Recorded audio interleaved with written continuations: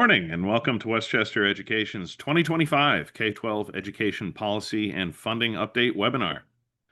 I'm Tyler Carey, the Chief Revenue Officer at Westchester Education and Westchester Publishing Services, Westchester Education's parent company. If you're not familiar with us, we're a firm based in the States with offices in the UK and India, and we help hundreds of publishers with tasks ranging from content development to editorial services to digital services production and accessibility on over 20,000 projects a year.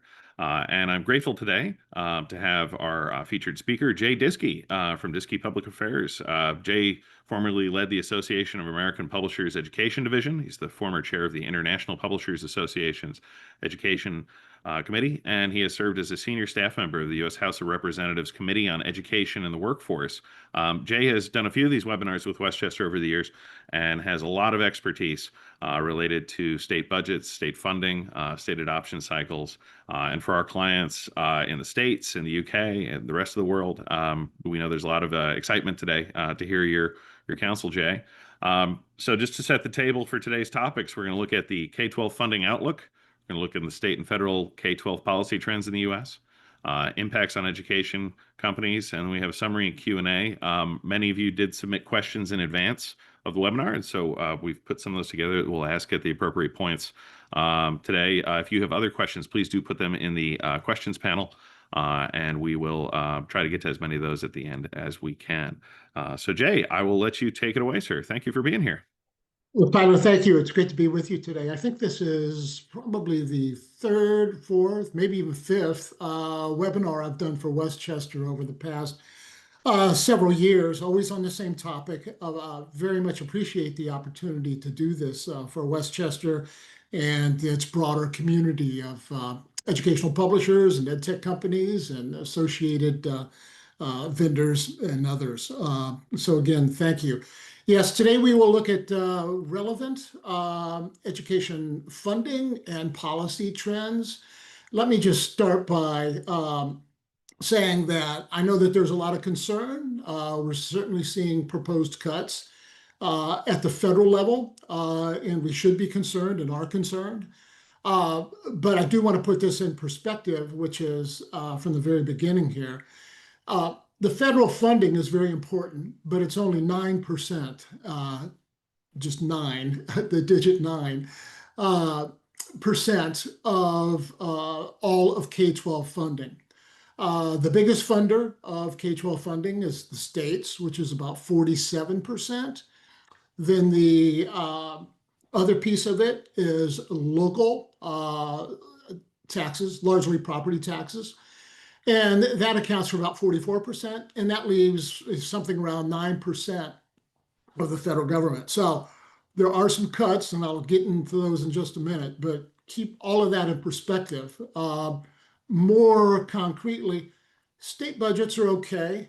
The local budgets seem to be okay. A lot of the changes in those depend on economic conditions going forward. For example, if there's a recession, so on.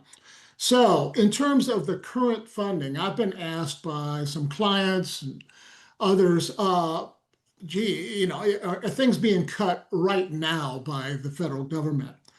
By and large, the answer is no. The current funding levels are in place through the end of the fiscal year, which is September 30th. There's several things to keep in mind, which is there's really like 3 federal budget measures in play. One is this big, beautiful bill that congressional Republicans and Trump keeps talking about. It is largely a tax bill, has some spending provisions. It's called the Reconciliation Bill. That bill does not have a lot of K-12 provisions. It does have a lot of cuts to federal student aid at the post-secondary level. But that rescission does not do the sort of cuts that I'm going to talk about. I'll go down this slide in just a second. Another piece of current cuts is what's called a rescissions bill. And that is largely a bill that tries to pass the DOGE cuts, the Elon Musk Department of Government Efficiency. Those cuts are largely foreign aid. but they also have to do with public radio and public TV. It would rescind their current funds. So that takes us to this current slide, the funding proposals for 2026. All right, so the cuts. Overall, it's a 15%, actually 15.3% cut to U.S. Department of Education programs. It is a deep cut historically over time, and I've been doing this for 35 years. You typically see Department of Education small increases. We saw very large ones during the pandemic years, which we've covered in previous webinars.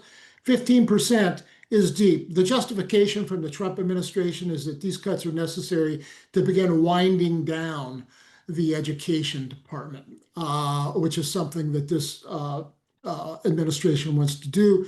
And there are bills in Congress to do that, but they aren't moving very quickly. And frankly, I feel, as a former staffer at the U.S. Department of Education in the early 90s when I worked in the Office of the Secretary, bills like this have been around for a long, long time. They've been around since the founding of the Department of Education in the late 1970s. So 15% cuts.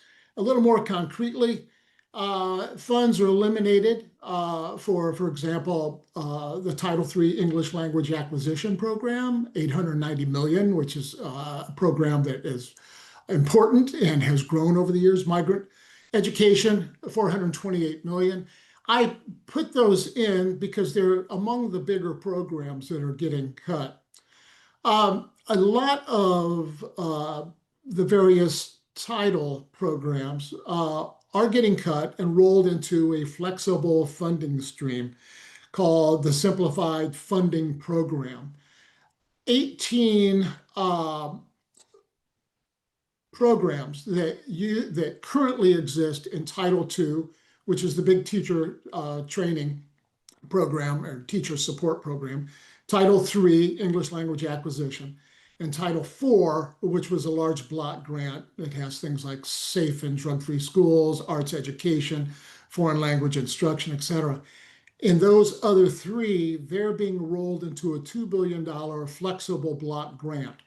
So states get to pick and choose how they fund those areas. On top of that, the administration and what I call the big beautiful, or what's being called the big beautiful bill, does have a private school voucher funding proposal for $5 billion. There's at least one proposal on Capitol Hill by Senator Ted Cruz of Texas for a $10 billion voucher plan.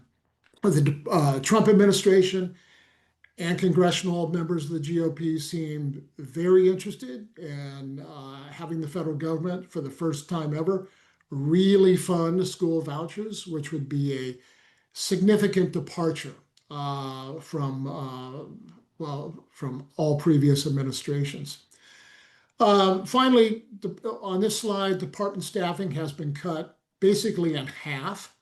In terms of the offices that have been deeply affected, Office of Civil Rights has been very deeply affected. Research and Statistics has been very deeply affected. But staff cuts have occurred across all parts of the agency. For example, the Office of English Language Acquisition, which used to have, I think, 6 or 8 people, everybody but one person was let go. And we're seeing that in other areas. Again, the intention is to eventually abolish the Department of Education. Whether Congress will actually do that remains to be seen. Next slide. Actually, Jay, a couple of questions sorry. came in related to this. You very touched good. on this a little bit, but what are the proposed funding levels, if you know this off the top of your head, for Titles I, II, III, and IV? And also the proposed levels for 21st Century Community Learning Centers and Career Tech or Perkins programs. Yeah, very good. As I just touched on this, in terms of Titles I, II, III, and IV, and these are titles in the Elementary and Secondary Education Act, otherwise known as the Every Student Succeeds Act. Those are the main pieces of it, and then there's many programs underneath those. Title I has not been cut. It is level funded, which is good, which is a bit of good news in this budget. However, all the other 18 K-12 programs that are housed in those titles, 2, 3, and 4, 2 being teacher support, as I mentioned, English language acquisition is 3.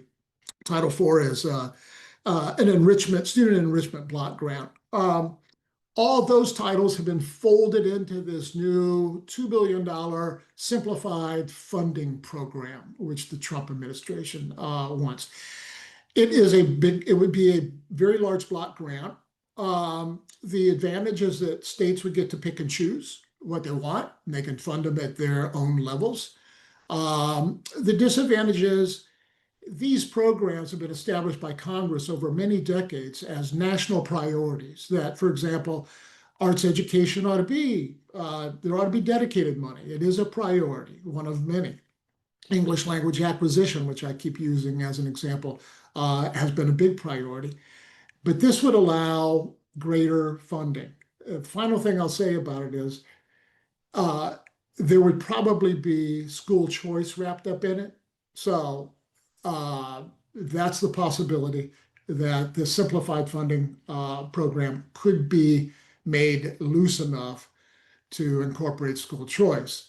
That may be good or bad, depending on where one sits.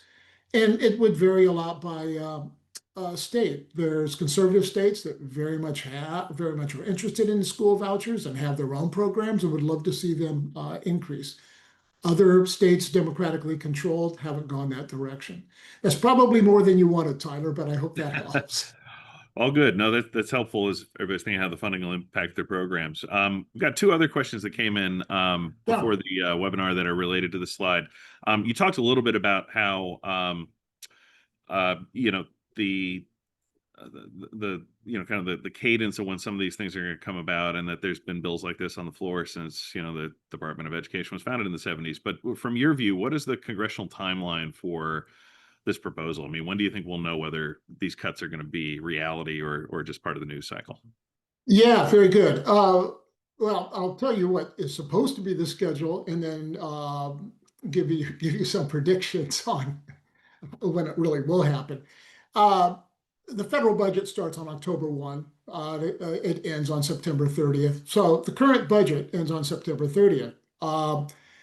If Congress ever followed regular order, this thing would have been, everything would be done with this budget by September 30th. The last time that happened was 1999. That's when I worked in the U.S. House of Representatives on the Education Committee. After I left, Tyler, everything got off track. No, I'm just teasing. But Without you, right? It's been a long time, obviously, since there's been regular order.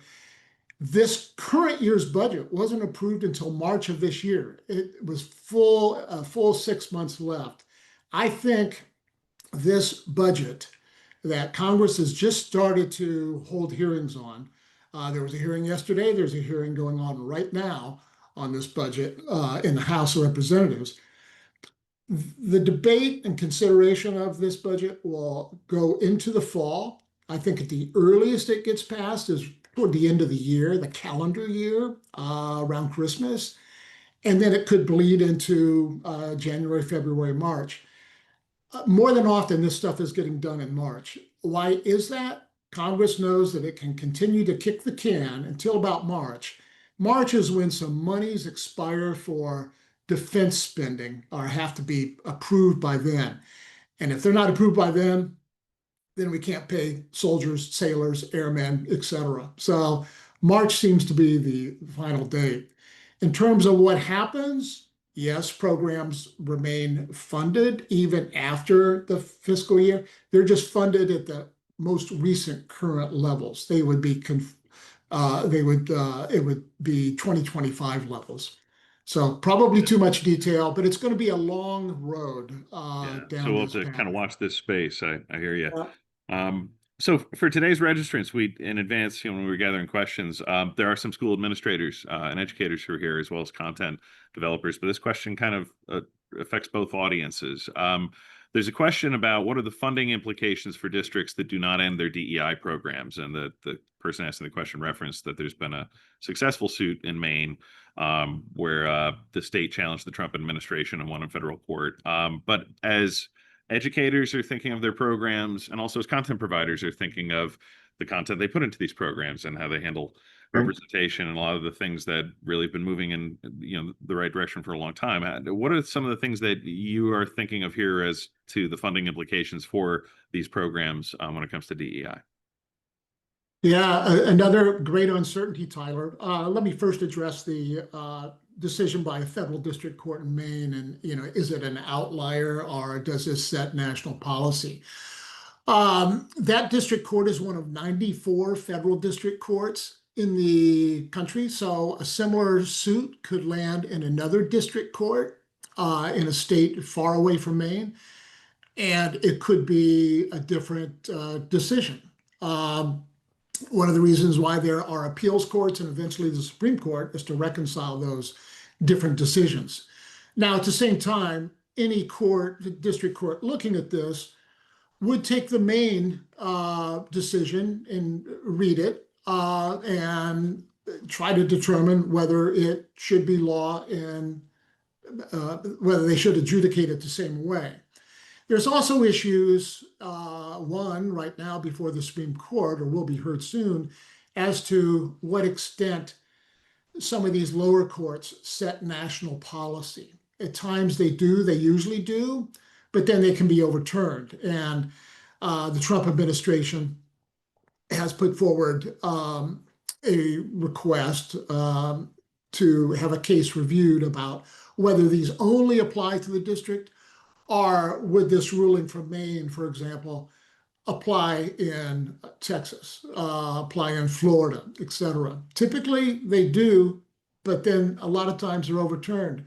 We recently saw a whole lot of back and forth about student loan repayments and forgiveness in the federal courts, where it just bounced around for 2 or 3 years. So how districts can adjust to this, I don't know. It's just in the same way that businesses across the country are trying to figure out how to navigate the tariff situation, the DEI situation is very unsettled. The last thing I would say is I would look to state law to see what has been done. There's a lot of action on DEI at the state level, particularly in the red states. So look to see what your state has as current policy. Take a look there first. Okay, great. And that's a good segue to the next slide, because we're talking about the policy emphasis and how people should be thinking about the content that they're creating. So take it away, Jay. Yeah, evidence-based literacy. We've seen a tremendous trend for science of reading in many states. I think 44 states have passed some sort of science of reading measures in the past 5 to 6 years. There was a whole rush of it about 3 years ago. And these are evidence-based. You have to have strong evidence, and then there's kind of a lower tiers of evidence. But the Trump administration has shown a lot of interest in evidence-based literacy. So that's something that we will probably see throughout this administration. And we'll see this emerge. It's already emerged in parts of the proposal, the budget proposal that I talked about. Now, what we haven't seen so far is real detailed information on evidence proposal. What evidence tiers will they use? Because different states have set these in different ways. Expanding school choice, I talked about that already. It's something that the Trump administration is very interested in. It was very interested in the first Trump administration, but didn't get too far, which may say something about how Congress may treat this. We shall see. One really important thing that I should have said about the timeline of the 2026 proposals, this has to eventually go to a US Senate that requires a supermajority of 60 votes. So right now, with this stuff went to the Senate, I don't think it would get very far. The reconciliation bill, that's a lower threshold of, it's a simple majority. So, it's really important to note that. So keep with FY 2026, think that the vote will have to be 60, unless they somehow jam it into reconciliation, which can be very difficult to use. Reconciliation isn't used very often. Deregulation, returning education to the states is a major theme, and we're seeing it right here with this that I talked about with the simplified funding program of undoing funding for 18 title programs and putting them into one big block grant. And on top of that, the Trump administration is looking very closely at the various regulations for all education programs and seeing what they would like to shed, deregulate, so to speak. Career and technical education is a bright spot. First of all, it's something that Secretary Linda McMahon likes quite a bit. When she was head of the Small Business Administration in the first Trump administration, she spoke a lot about career and technical education, credentialing, et cetera. She continues to do that.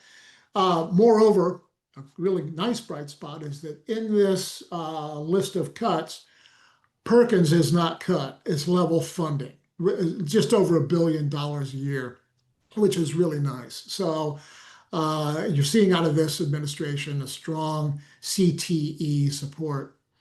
Anti-DEI, I won't say much about it. I spoke some about it already, but we're seeing this in every part of the federal government. We're seeing the Trump administration deal with what it considers to be excessive DEI, whether it's the naming of U.S. naval ships or whether it's parts of education programs or health programs, et cetera. It's there, and the department is trying to, every agency, I should say, is aggressively trying to weed out DEI provisions. We'll just have to see where this goes. Yeah. Okay. The one question related to this slide that we got in advance, I already covered the DEI one previously. If something came up about the evidence-based learning initiative. So the question in advance was, can you provide details on the administration's proposed evidence-based literacy initiative, and how does this differ from many science of readings programs that have been passed by the states over the past 5 years, which you touched on those programs here. So if I'm a content developer and I've got a science of reading program, how's the proposed evidence-based literacy initiative that the Trump administration is proposing going to kind of differ from what I might have done with my content? Yeah, I doubt if it differs greatly from the general themes of SOR. And as anyone who's looked at science of reading knows that there's about 4 or 5 kind of areas of it. Some of it has to do with teacher training, obviously. Some has to do with the actual instruction, and the very basics, obviously, of phonics and a scientific base, the basic elements. I certainly don't see the administration moving away from that. So I think more than anything, at the moment, because we're not seeing details, it makes me wonder if the administration is going to let Congress come up with these ideas. And there's certainly skilled individuals on both sides of the aisle, members of Congress and senior staff who can write bill text. But again, it could be some time, before we see this laid out. Even though there's hearings going on this week on the budget proposal, we're not seeing bill text, so to speak. The people that write this stuff are still pondering when and how to put it together. Gotcha. And that does kind of play into our next topic, which is the actual funding and the budgets themselves. Yeah, the funding. This is. I'll stop with state or stop with federal, other than to say one piece of advice is, simply take a look at, reliable news accounts, Bloomberg, Wall Street Journal, how things will go setting federal levels with Congress setting federal levels may very well depend on how things go with tariffs. It will depend on recessionary the chances of recession, which we're not in a recession. But there's a little more talk of it by economists. So, which takes us to state K-12 funding. I look at state budgets all the time. I spend a lot of time with federal issues, but I actually spend more time with state. Simply takes more time looking at 50 entities versus one federal entity. Most state budgets are, let me put it this way, they've returned to historical norms of small one-digit increases, 1 to 5, for example, which was very much historical. Again, we got accustomed to huge increases in state education budgets during the pandemic. You saw 14, 15% increases. I think an 18% increase in one state in 1 year. Now, all of that had to do with budgets were being fueled by ESSER funding, the emergency relief funding. But state budgets are modest. When I think of let's say the 4 or 5 largest states, California, it's clearly going to be pretty much flat. The governor and the state legislature have already not approved it, but had agreement on that. That budget will probably be finalized here in the next 2 weeks and go into effect on July 1. Texas, small increase, and in some areas of education, it'll increase in a huge way. The state of Texas passed a provision for a $1 billion school choice voucher program, the biggest in the country. So the issue down there is to what extent funding is being taken away from public schools to do that. But the Texas budget is in okay shape. Think about New York. New York is a real bright spot. Student aid, AID, state support for students went up about, I think it's 4.8% in the 2026 budget. So really nice increase for New York State. Florida, I think, is just finishing up its budget, and it will probably have a low one-digit increase unless something radical happens. So the good thing is these budgets are not being cut. But bullet number 2, there are recession conditionings, concerns, and softening revenue projections. One thing I take a lot, that I look at quite a bit, there's a group called NASBO, National Association of State Budget Officers, NASBO.org and ASBO. There's very good blogs. They post all the state budgets. If a company is wanting to look at, gee, should I get into this market? What's their state budget like?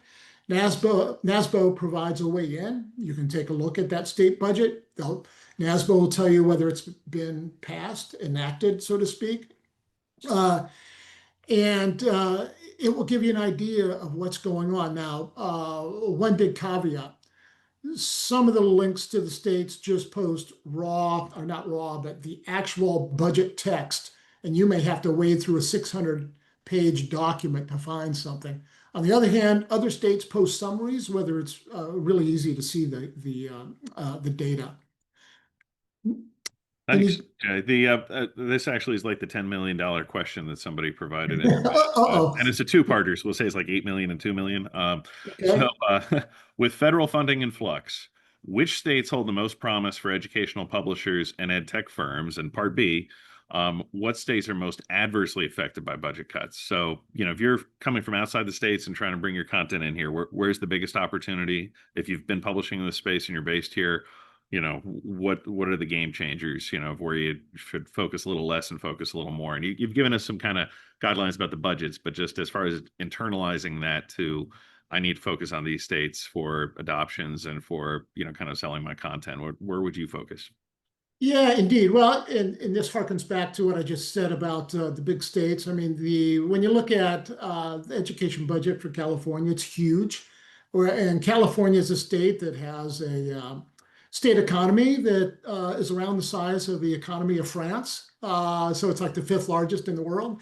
So it's hard to ignore the California market, or for that matter, the Texas, Florida, New York market. Now, there's also Illinois, Michigan. These are all big states. Um, the just looking at getting a list of the enrollments of the 50 states gives you an idea of how things can scale. And then you can begin to break down those enrollments into grade levels, et cetera, to begin to, scale potential sales into a state in a very broad way, not a real detailed way. Another place to look for is when you see that a state has passed something new. For example, last year, I think it was last year, maybe 2 years ago, the state of Ohio passed a very large science and reading program with a very large appropriation. And it put in place a selection process for science and reading materials. So all of a sudden, Ohio, which is a large state, not as large as the 4 or 5 big ones that I mentioned, but it had a lot of money to spend on a brand new reading program.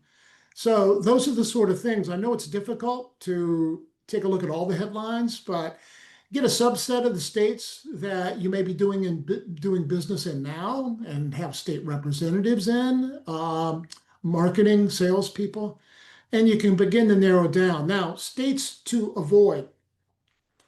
Obviously, if you're the publisher of DEI materials, you might want to get a list of, and it's not hard to find, a list of states that have put in place prohibitions on DEI. Because guess what? States and colleges and universities probably won't be buying much DEI material. Likewise, if you publish social and emotional learning, there's a group of Republican-controlled states that over the past 3 to 4 years have passed measures limiting or eliminating SOL content. This boiled up as part of the parental rights movement during the pandemic, that parents in certain states didn't want their students learning in accordance with an SEL curriculum.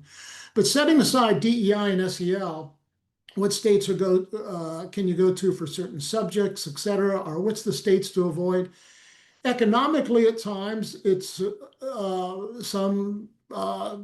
wise to avoid the energy states if there's a really downturn.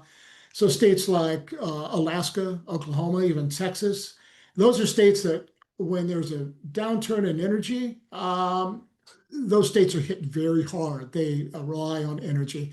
And you'll see that in other states as well. Even natural disasters, can hit the Gulf states and really kind of screw up a state's revenue projections, et cetera. So I hope that helps. I think it's very broad. Sure. But there are opportunities out there, which I think we'll talk a little bit more about here in just a second. Yeah, let's look at some of those legislative trends because, certainly not going to jump ahead to your bullet, but I mean, we hear a lot about AI. So I'm curious to hear more about what you have to say here. And we've got some questions, including one about AI, teed up for after you share this. Yeah, well, school choice expansions I already mentioned. Now, is there actually curriculum for school choice? Not really, but maybe. But there's school choice expansions in a place like Texas where they're putting $1 billion in to potentially private schools. Would a vendor make an effort to sell more into the private market, so to speak? Early literacy, science of reading, a huge trend, obviously, literacy trend, and we've seen it reflected in local and state adoptions. That continues to be, I think, a very fertile area, particularly with the Trump administration, favoring literacy and science of reading. There's also been a little bit of a trend towards science of math. I think 10 or 12 states have passed math provisions for new math curriculum. And that has followed on to the science of reading trend. Learning recovery, we heard a whole lot about that during the pandemic. Some of those programs, many of those programs are still being funded. They were funded with pandemic relief. They may be funded by the tail end of that. But the states, in some cases, have taken over those programs and made them part of their early learning, pre-K through grade 3, for example. New curriculum in computer science, AI, media literacy, and financial literacy. Let's tackle AI first because this is pretty interesting. There's been, and interesting but not surprising, there's been a big rush by the states into AI now, not necessarily making curriculum provisions yet. But over the past 3 years, particularly the past 2 years, there's been a lot of legislation passed in the states that require various state agencies, particularly state education agencies and higher education agencies, colleges, universities, to establish guidelines about the use of AI in classrooms. There's a number of states that, in that same vein, have set up commissions. I think California has a 2-year commission, so we won't see that commission report until next summer. On the other hand, West Virginia, it passed a law for a commission, AI commission, to study how state agencies are handling it and schools and colleges. That report is due at the end of this month. So a number of states are doing these, and these will eventually filter down to schools, colleges, universities who will take these commission reports as advice on how they should handle AI in various ways.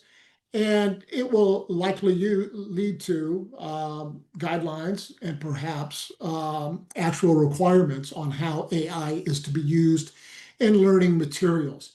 Most of these commission reports have provisions in them for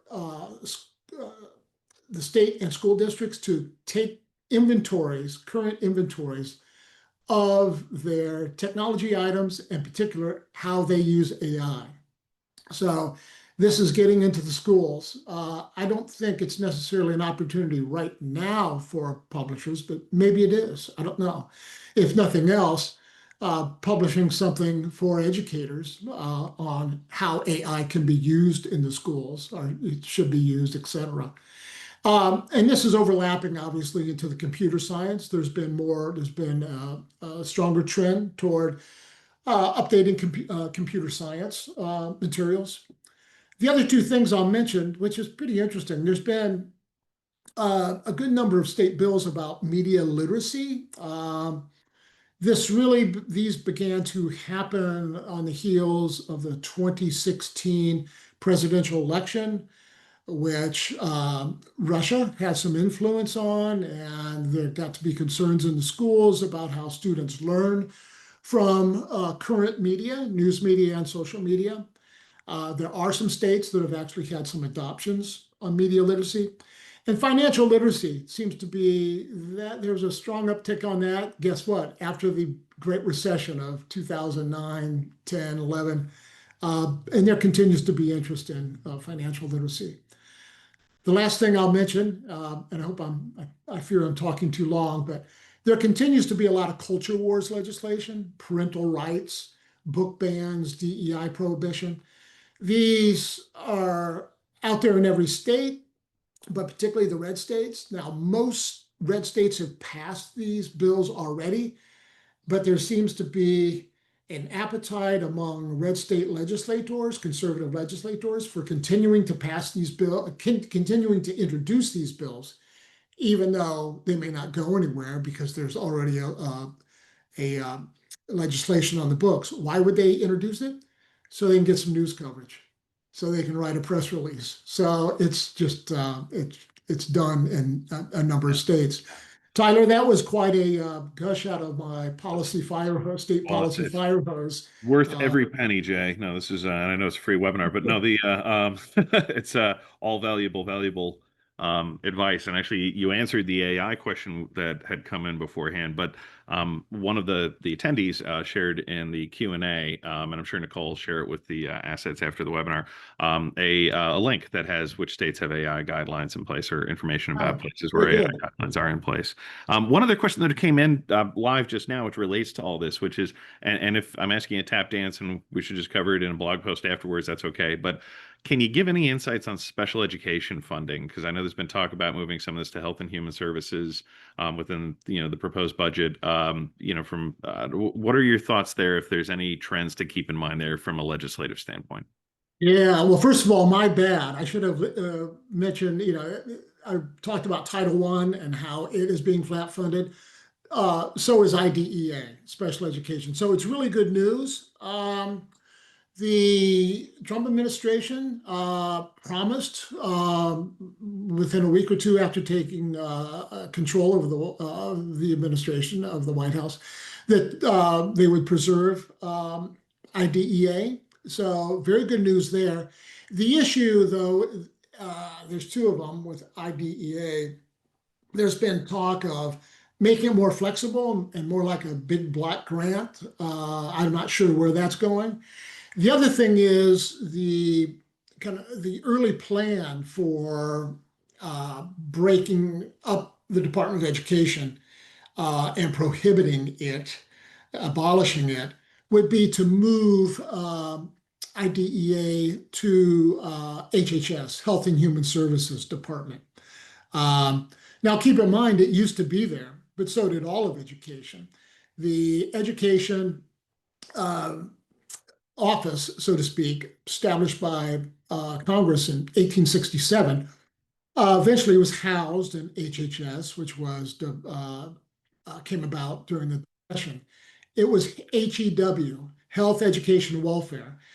IDEA was passed in 1975, so for a brief period of time, about 4 years, it was housed at HHS. Whether HHS could do it or would do it remains to be seen. It's just one of the many uncertainties out there. Yeah.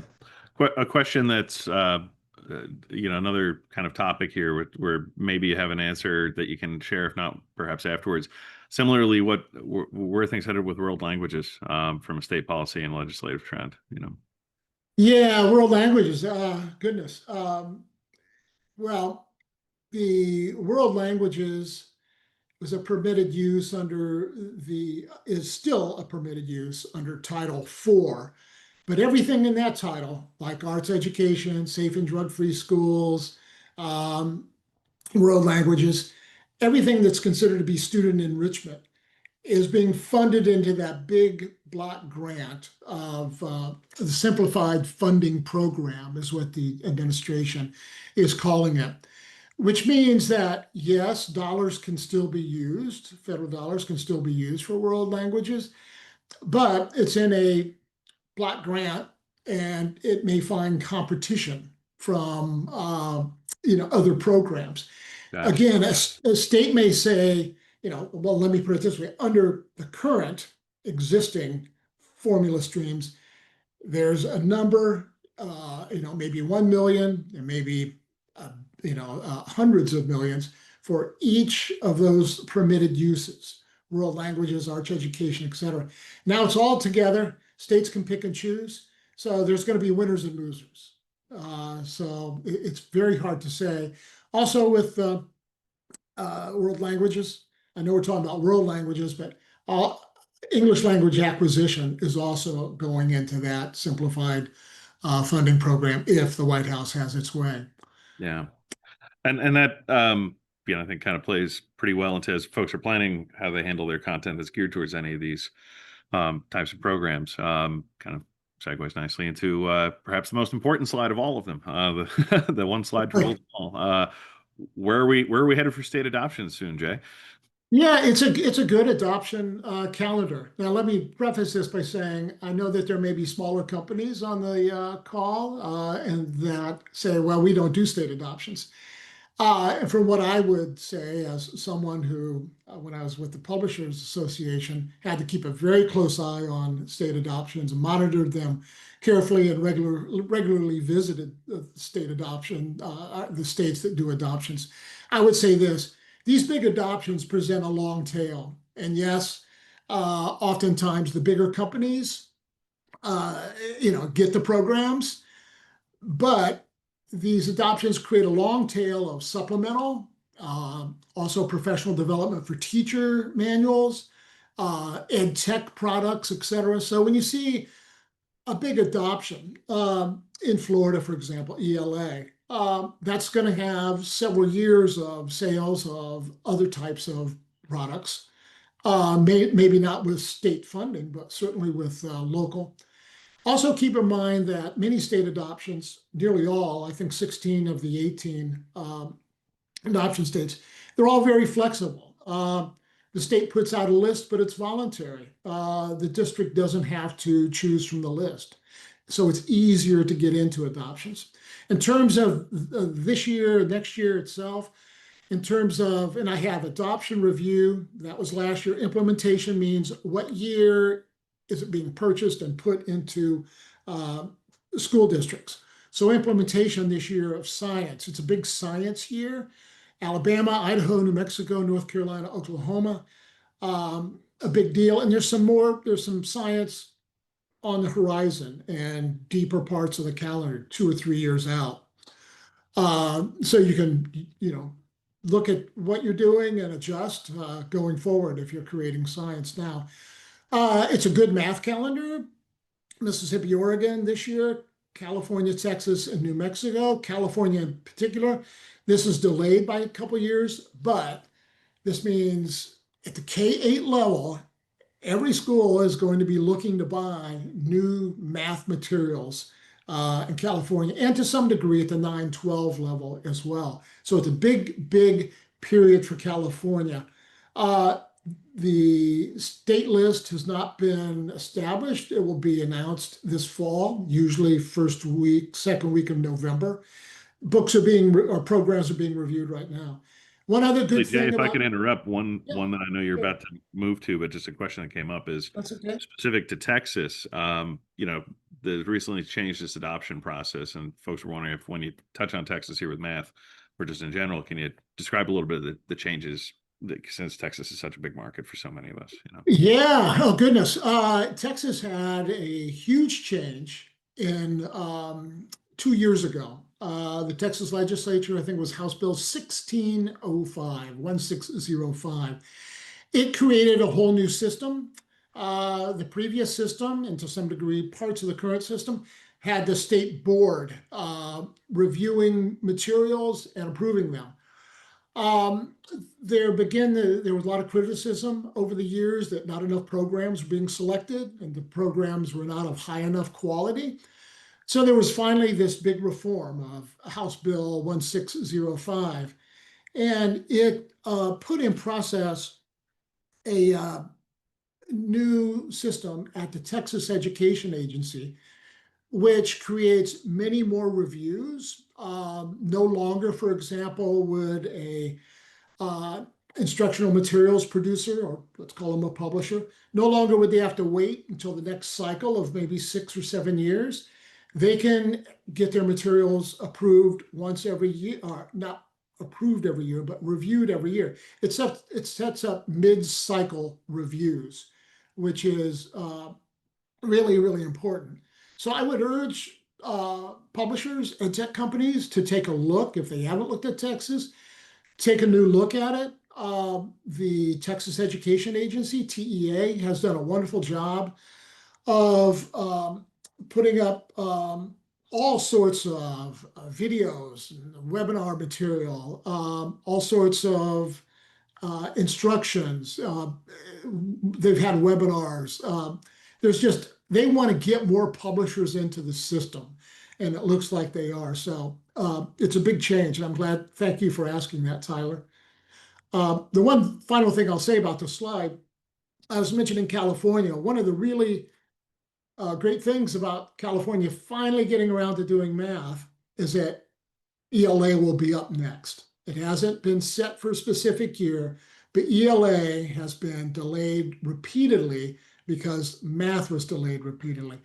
It's been a long time, I think 12, 15 years since there's been a full-blown English language arts adoption in California. So no schedule has been set, but it's pretty obvious that it's coming down the pike here in a couple of years. Tyler, that's all I have on that slide. Yeah, so I just moved us onto your summary, and we do have some questions that have popped up related to what you have on the summary slide. But how about you start here, and I'll throw a few hopefully not curveballs at you in our last couple of minutes. So Sure.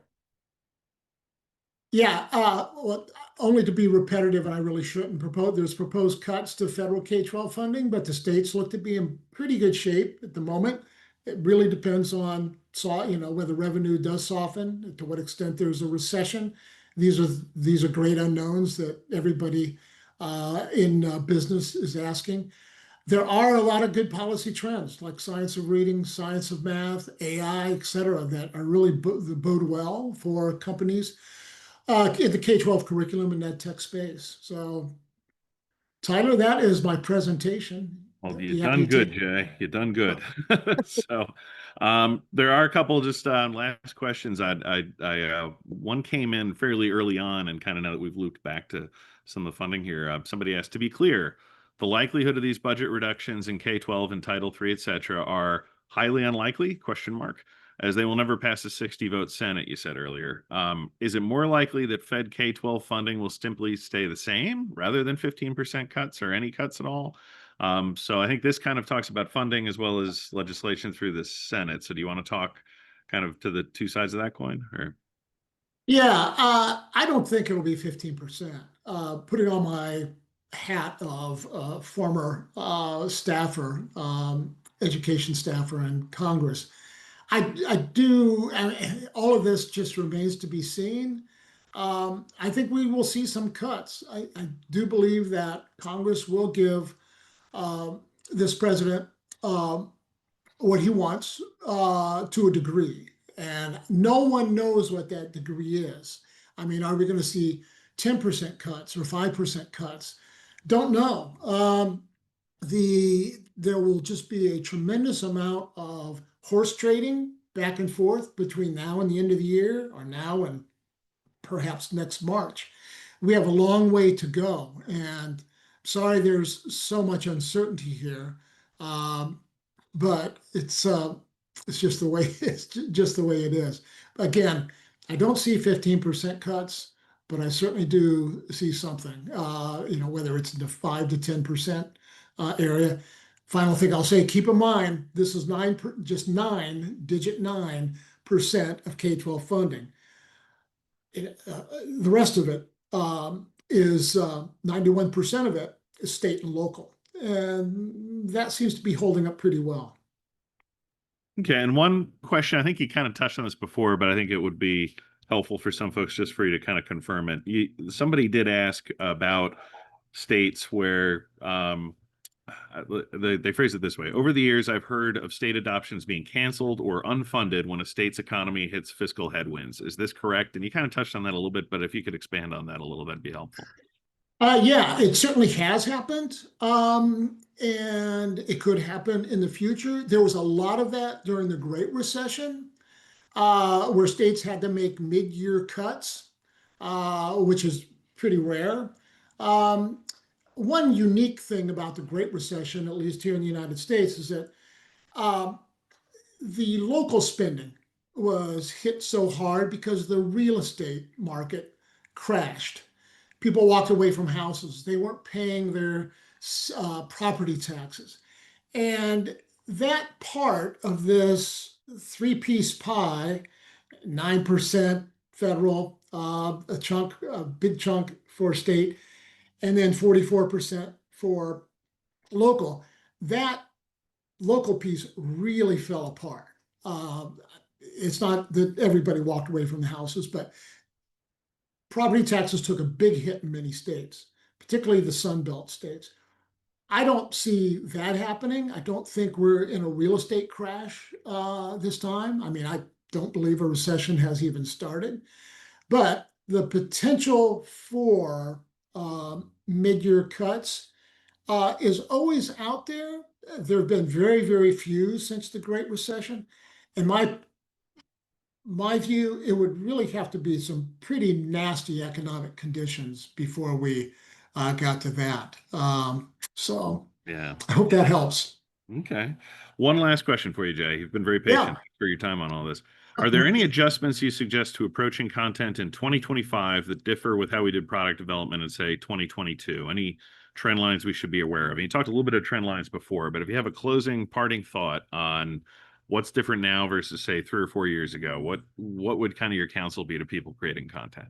Yeah, and I'm sorry to say this, but the concerns over DEI, for example, the concerns over social and emotional learning, I'm not telling anybody to shy away from producing curriculum.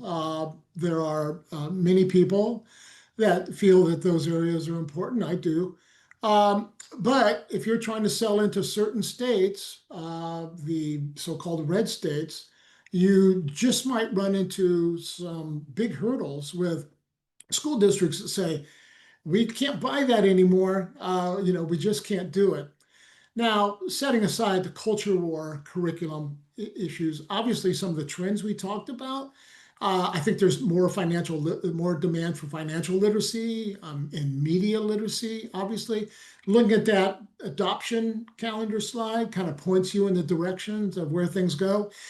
There's legislation that I mentioned, science of reading. Now, I realize I'm focused here on topics, not actual production. I'm not a developer. I'm a policy person, but I hope that helps. It's an interesting question. There's probably many other people on the call that can do a better job of talking specifically more about publishing requirements, red tech requirements. So, No, this was all really helpful, Jay, and we appreciate all your time and expertise as always on oh, this. sure. And we will be sharing a copy of the recording that everybody showed up today, a copy of the slides, and any other materials like the link that was hopefully shared with AI policies in the Q&A panel. And yes, the team at Westchester are here to help you too. So as things come up where you're looking at your products and you're trying to figure out how to adapt to different state requirements, content that you may want to build that's new or refreshing content, please do reach out to Westchester Education. And please keep following our LinkedIn, our emails, and our podcasts. We'll keep sharing great information like what Jay shared today with you whenever we can. Thank you so much.